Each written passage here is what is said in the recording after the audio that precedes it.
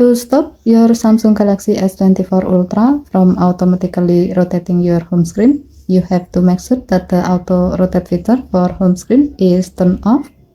To do so, swipe down the top of the screen by using two fingers to open up the quick panel.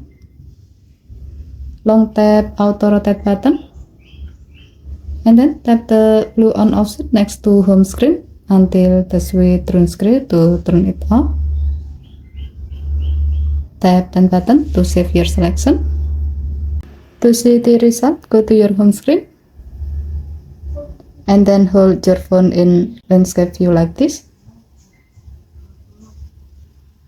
As you can see, your phone will not rotate the screen and it will stay in portrait view even when you hold your phone in landscape view.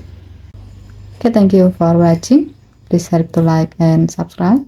Have a nice day.